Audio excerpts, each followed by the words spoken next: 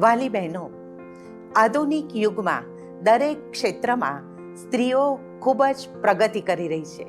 તે આપણા માટે ખરેખર ગૌરવની બાબત છે. સ્ત્રીઓ પણ ઈશ્વરની નજરમાં મૂલ્યવાન છે. તેથી પોતાની જાતને નિર્બળ સમજશો નહીં. ઈશ્વરની સહાયથી તમે સઘળું કરી શકો છો, તે યાદ રાખો.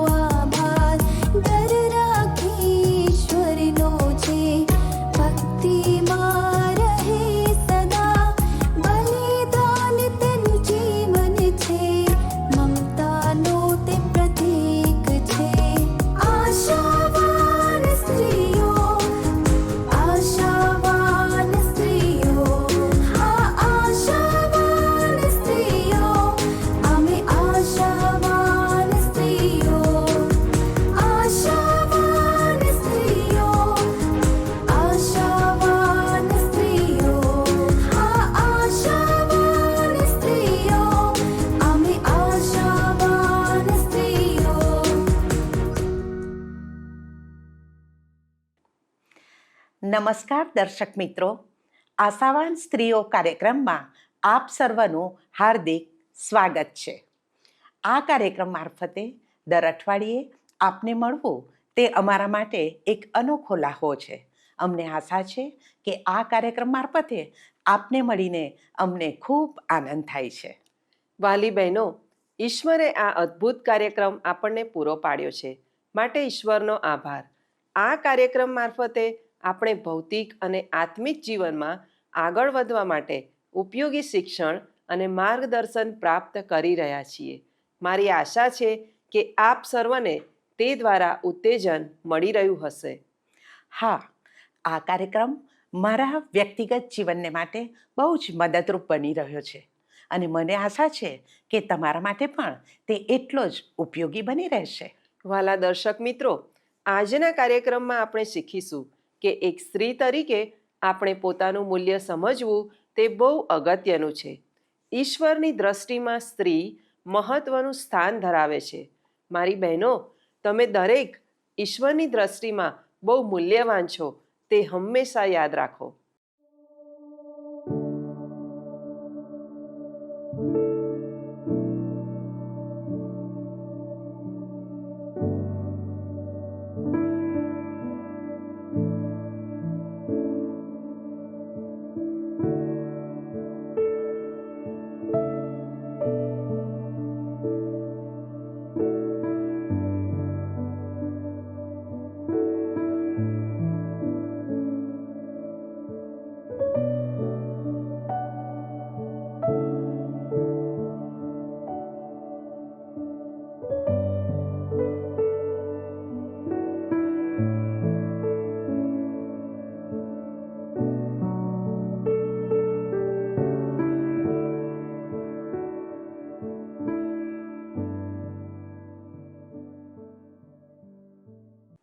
પ્રિય બહેનો, જો સ્ત્રીઓ સંબંધી આપણે વિચાર કરીએ તો આજના આધુનિક સમયમાં સ્ત્રીઓ તો પુરુષો સમાન બનવાનો પ્રયત્ન કરી રહી છે.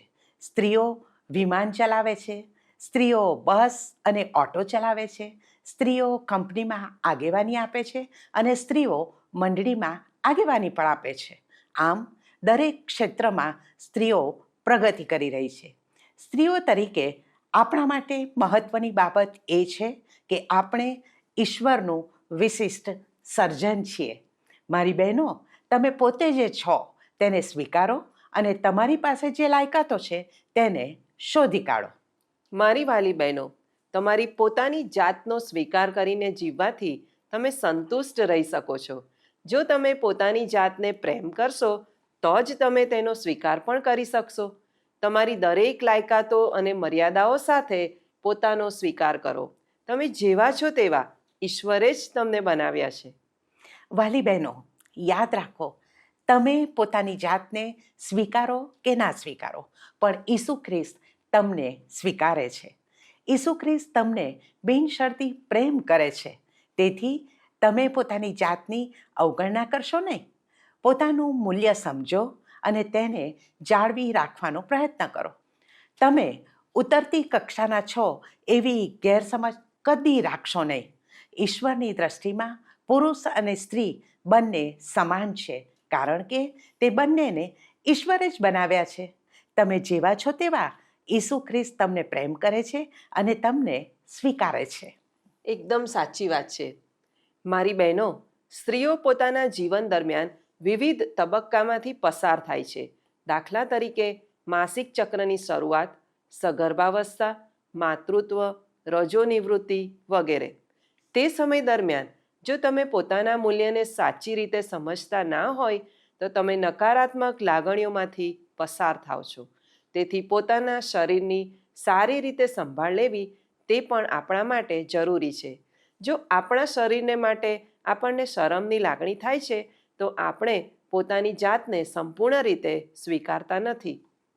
વાલી બહેનો, ઈશ્વરે બહુ ચોક્કસ હેતુ સાથે સ્ત્રી તરીકે તમારું સર્જન કર્યું છે. તેથી એક સ્ત્રી હોવાનું ગૌરવ અનુભવો.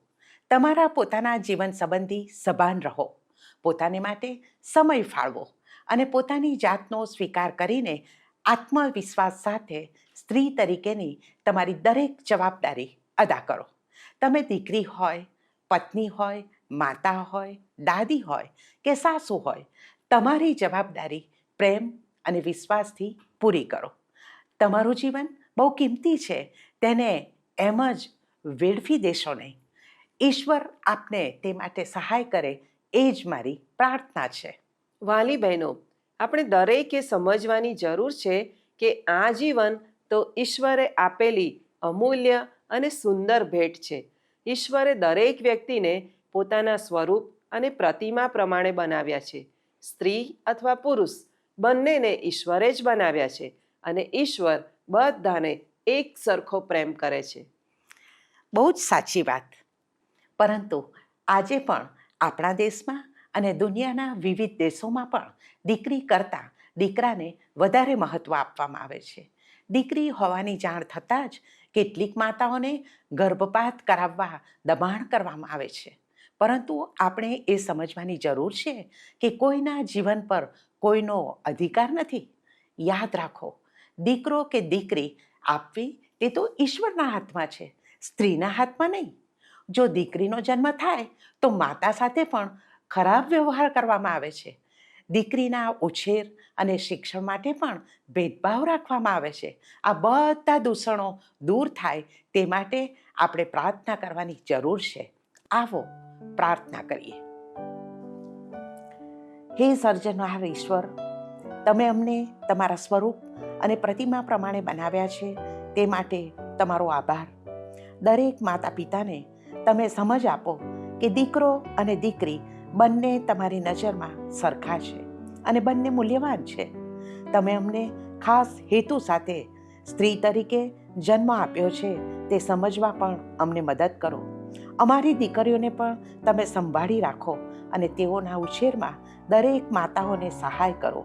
ઈસુના નામમાં માંગુ છું. આમેન.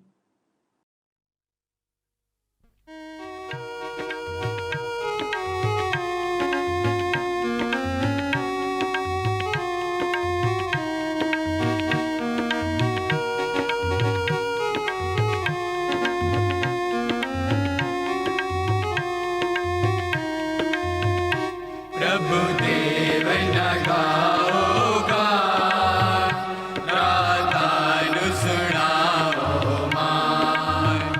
પ્રભુ દેવના ગાઓ ગાન, રાધાનું સુણાવો માન. સૌ માનો તેનો આભાર, કાઢો ગાયન ના ઉદગાર. પ્રભુ દેવના ગાઓ ગાન, રાધાનું સુણાવો માન.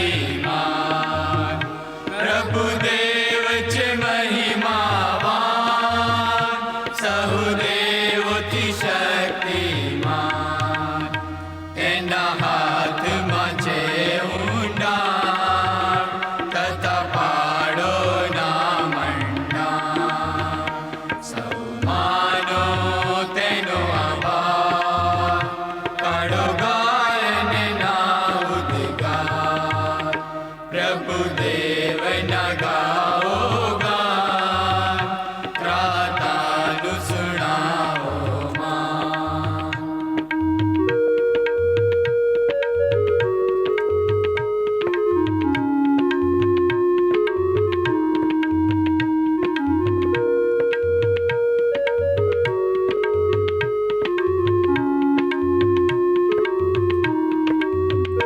તે છે આપણો સર્જનહાર તેને આપણે તો ભજનાર તે છે આપણો સર્જનહાર તેને આપણે તો ભજનાર તેના ઘેટા રૂપ થઈએ આજે તેનું સાંભળીએ સૌ માનો તેનો આભાર કાઢો ગાયને ના ઉદ્ગાર પ્રભુદેવના ગાઓ ગાન ત્રાતાનું સુણાવો માન સૌ માનો તેનો આભાર કાઢો ગાયને ના ઉદ્ગાર પ્રભુદેવના ગાઓ ગાન ત્રાતાનું સુણાવો માન ત્રાતાનું સુણાવો માન ત્રાતાનું સુણાવો માન વાલી બહેનો, હમણાં જ આપણે શીખ્યા કે ઈશ્વરે ચોક્કસ હેતુ સાથે આપણું સર્જન કર્યું છે. તેથી તમે એક સ્ત્રી છો તે માટે કદી પણ અફસોસ કરશો નહીં. તમે પોતાનું મૂલ્ય સમજો અને તેને જાળવી રાખવાનો પ્રયત્ન કરો. એક સ્ત્રી તરીકે તમે પોતાની જાતને આદર આપો, કારણ કે તમે ઈશ્વરની દ્રષ્ટિમાં મૂલ્યવાન છો. માણસો તમને સ્વીકારે કે ના સ્વીકારે, તેઓ તમને આદર આપે કે ના આપે, પણ ઈશ્વર હંમેશા તમને સ્વીકારે છે અને તમને આદર આપે છે. બાઇબલમાં અનેક જગ્યાએ આપણે વાંચીએ છીએ કે ઈસુએ હંમેશા સ્ત્રીઓને માન આપ્યું અને તેમની મદદ પણ કરી. તે બતાવે છે કે ઈશ્વરની દ્રષ્ટિમાં પણ સ્ત્રીઓ મૂલ્યવાન છે. પ્રિય બહેનો, સ્ત્રીઓ તરીકે આપણે હંમેશા યાદ રાખીએ કે આપણે ઈશ્વરની કૃતિ છીએ. ઈશ્વરે આદમને ધૂળમાંથી બનાવ્યો, પણ હવાને એટલે સ્ત્રીને તેની પાંસળીમાંથી બનાવી. ઈશ્વરે આદમની સહાયકારી તરીકે સ્ત્રીનું સર્જન કર્યું. જેમ ઈશ્વરે આદમને કામ સોંપ્યું, તેમ સ્ત્રીને પણ તેનું કામ નિર્માણ કરી આપ્યું. જેમ આદમની ઈશ્વર પ્રત્યે ફરજ હતી, તેમજ હવાની પણ હતી. જેમ આદમમાં ઈશ્વરે પોતાનો આત્મા મૂક્યો, તેમ હવામાં એટલે સ્ત્રીમાં પણ ઈશ્વરે પોતાનો આત્મા મૂક્યો. મારી વાલી બહેનો, ઈશ્વરે સ્ત્રીને પુરુષના હાથ, પગ, પીઠ કે માથામાંથી કોઈ હાડકું લઈને બનાવી નહીં, પણ તેના હૃદય પાસેથી પાંસળી લઈને તેને બનાવી.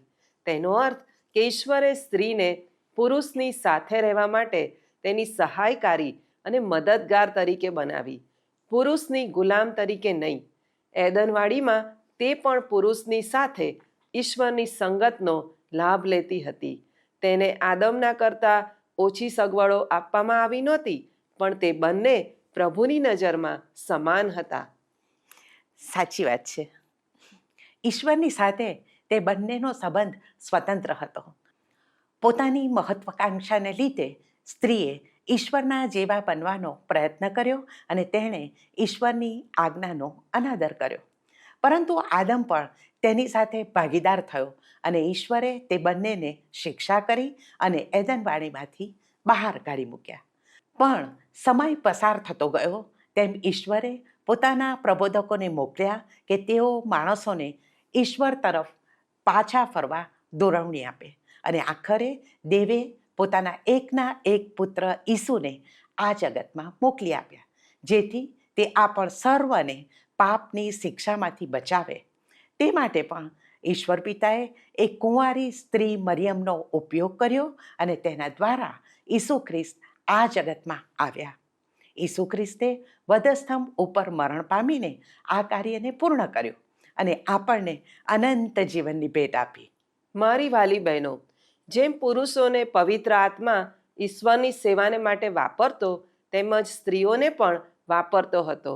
દાખલા તરીકે દબોરા ઇસ્રાયેલનો ન્યાય કરતી હતી. મૂસાની બહેન મરિયમ પ્રબોધિકા હતી. એસ્તેર પણ રાણી હોવા છતાં તેણે પોતાના લોકને બચાવવા માટે પોતાનો જીવ જોખમમાં નાખ્યો.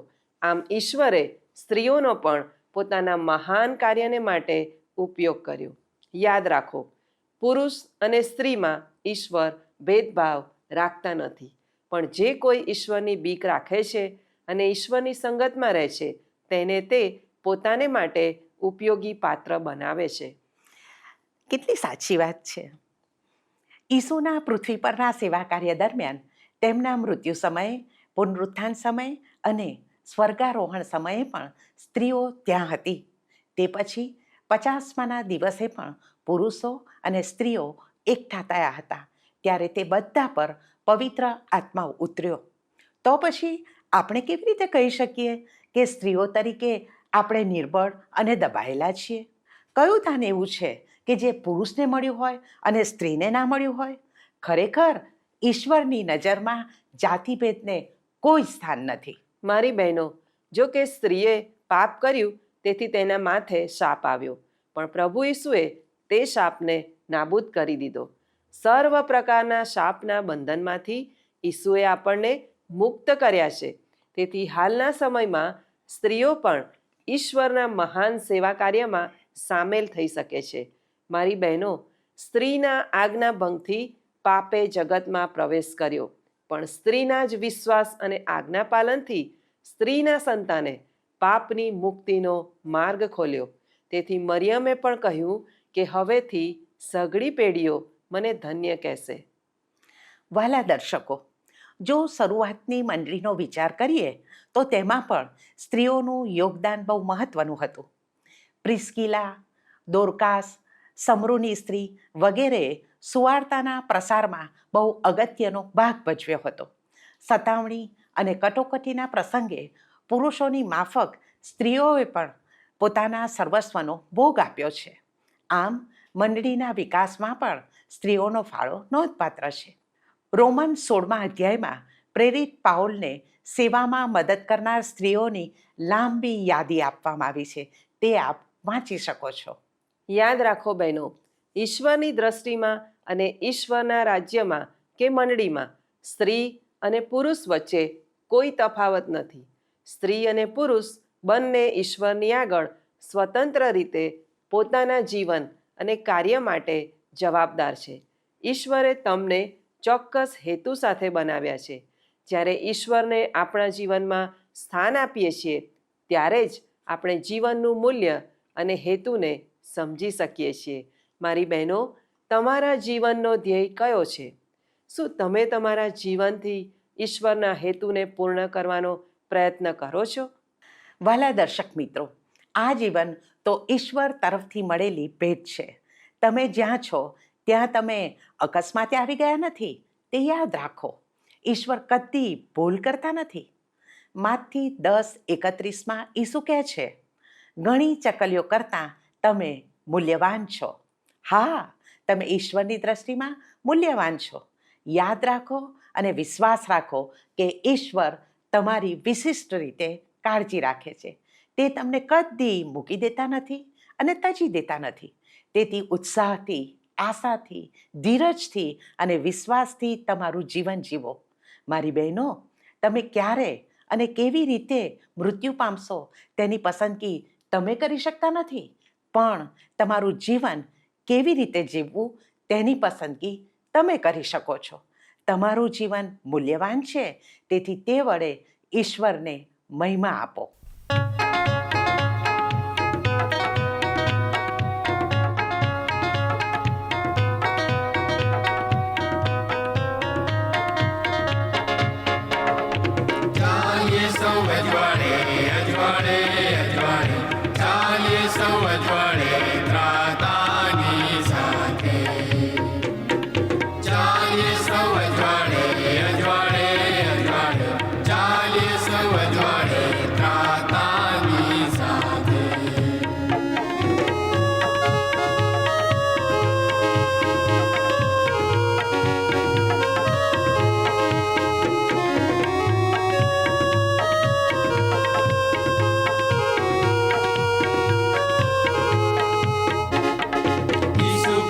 હું જઈશ, અજવાળે અજવાળે તેની સાથે હું ચાલીશ, અજવાળે અજવાળે તેની સાથે હું ચાલીશ, તેને અજવાળે.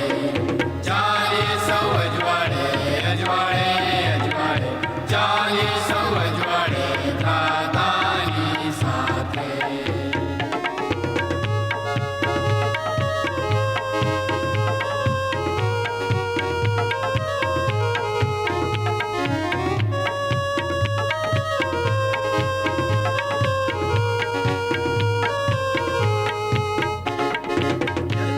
કરું ઈસુવાદ, અજવાળે અજવાળે શક્તિ પામું લડવા, અજવાળે અજવાળે શક્તિ પામું લડવા, તેને અજવાળે. ચાલીએ સૌ અજવાળે, અજવાળે, અજવાળે, ચાલીએ સૌ અજવાળે, ત્રાતાની સાથે.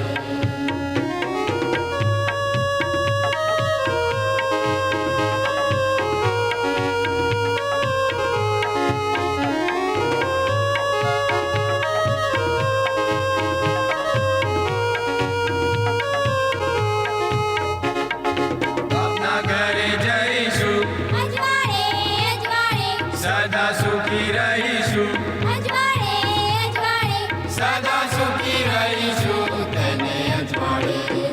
ચાલીએ સૌ અજવાળે, અજવાળે, અજવાળે, ચાલીએ સૌ અજવાળે, ત્રાતાની સાથે. ચાલીએ સૌ અજવાળે, અજવાળે, અજવાળે, ચાલીએ સૌ અજવાળે, ત્રાતાની સાથે. ત્રાતાની સાથે ત્રાતાની સાથે, ત્રાતાની સાથે. પ્રિય દર્શકો, આપ નિહાળી રહ્યા છો કાર્યક્રમ આશાવાન સ્ત્રીઓ. આજે આપણે શીખ્યા કે ઈશ્વરની દ્રષ્ટિમાં આપણે મૂલ્યવાન છીએ. તેથી સ્ત્રી હોવાને લીધે આપણે કોઈ શરમ, સંકોચ કે લઘુતા ગ્રંથિ સાથે જીવવાની જરૂર નથી. સ્ત્રી તરીકે આદર સાથે પોતાની જાતને સ્વીકારો અને સ્ત્રી હોવાના ગૌરવ સાથે તમારું જીવન જીવો. ઈશ્વર તમને દરેક પરિસ્થિતિમાં ઉગારવા શક્તિમાન છે. મારી બહેનો, તમે તો એક ગુલાબના ફૂલ સમાન છો. ઈશ્વરે પોતાના અમૂલ્ય સર્જન તરીકે તમારી રચના કરી છે. ગુલાબની નાની કળીની માફક એક નાના બાળક તરીકે તમે તમારા જીવનની શરૂઆત કરો છો. તમારામાં સુંદર ફૂલની માફક ખીલવાની અદ્ભુત કાર્યક્ષમતા હોય છે. અદ્ભુત સુગંધ અને સુંદર રંગ પણ હોય છે. ગુલાબનું ફૂલ કાંટાળી ડાળીની ટોચ પર જોવા મળે છે, પણ ફૂલની સુંદરતાને લીધે તે કાંટા ઢંકાઈ જાય છે. આપણા જીવન માટે પણ આવું જ છે. કાંટા એ તો દુઃખ, તકલીફ, પરીક્ષણો અને સંઘર્ષનું પ્રતીક છે, જેમાંથી આપણે જીવન દરમિયાન પસાર થઈએ છીએ. પણ તે સમયે ઈશ્વરના આ ખાતરીદાયક વચનને યાદ રાખો. તે કહે છે કે તારે વાસ્તે મારી કૃપા બસ છે. મારી વાલી બહેનો, ગુલાબના ફૂલને જોઈને મને વિચાર આવે છે કે તેનું જીવન કેટલું ટૂંકું છે. તે ખીલે છે, ચીમડાય છે અને થોડા દિવસમાં સુકાઈને ખરી પડે છે, એટલે કે મરી જાય છે. આપણું જીવન પણ બહુ ટૂંકું છે. જો આપણે 70, 80 કે 100 વર્ષ જીવીએ તો પણ અનંતકાળની સામે તે જીવન ટૂંકું જ કહેવાય. તેથી આજે જ વિચાર કરો કે મારા જીવનનો હેતુ કયો છે. મારા જીવન દ્વારા શું હું ઈશ્વરના હેતુ અથવા યોજનાને પૂર્ણ કરી રહી છું? જો નથી કરતા તો હજુ સમય છે. આજે ફરી એકવાર નિર્ણય કરો કે હવે પછીનું મારું જીવન હું ઈશ્વરના હેતુને પૂર્ણ કરવા માટે જીવીશ, અને આ નિર્ણયમાં આગળ વધવા ઈશ્વરની સહાય પણ માંગો. વાલી બહેનો, જ્યારે આપણે જીવનનું મૂલ્ય સમજતા નથી અને ખોટા નિર્ણય કરીને ખરાબ રસ્તા પર આગળ વધીએ છીએ, ત્યારે ઈશ્વરને દુઃખ થાય છે. કારણ કે ઈશ્વર દરેક વ્યક્તિને, પછી તે પુરુષ હોય કે સ્ત્રી હોય કે નાનું બાળક હોય, બધાને એક સરખો પ્રેમ કરે છે. તમારા જીવનને માટે ઈશ્વરની પાસે ચોક્કસ યોજના છે. ઈશ્વર વગર જીવનનો હેતુ નથી અને હેતુ વગરનું જીવન અર્થ વગરનું છે. વહાલા દર્શક મિત્રો, તમારા માટે આજના કાર્યક્રમનો સંદેશ એ જ છે કે ઈશ્વરની દ્રષ્ટિમાં તમારું જીવન અમૂલ્ય છે. તમારા જીવનનો દરેક દિવસ, દરેક કલાક અને દરેક મિનિટ કિંમતી છે. તે તમને ફરીથી મળવાના નથી, માટે પ્રત્યેક દિવસનો આનંદ માણો. ઈશ્વરની બીકમાં તમારું જીવન જીવો અને તમારા જીવન માટે ઈશ્વરનો જે હેતુ છે તે શોધીને તેને પૂર્ણ કરવા તરફ આગળ વધો. જો અમારો આ કાર્યક્રમ આપને માટે કોઈક રીતે ઉપયોગી બન્યો છે તો અમને તેની જાણ અવશ્ય કરશો. જો આજે તમે કોઈ નિર્ણય કર્યો છે તો તે પણ અમને જણાવશો તો અમે આપના માટે પ્રાર્થના કરીશું. આશાવાન સ્ત્રીઓ કાર્યક્રમ સંબંધી આપના અભિપ્રાયો પણ આવકાર્ય છે. સંપર્ક માટે અમારું સરનામું નોંધી લેશો.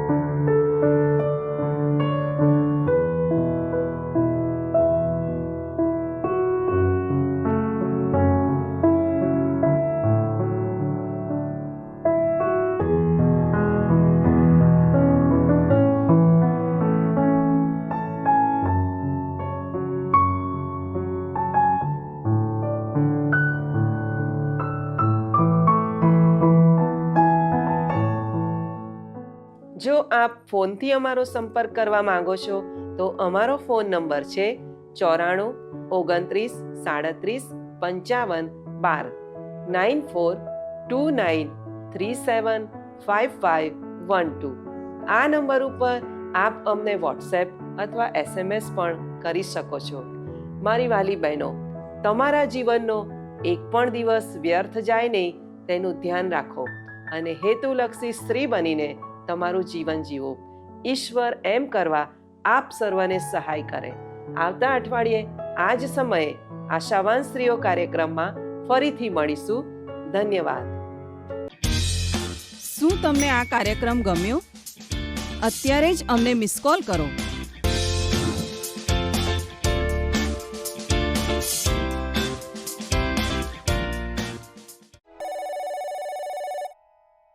આશા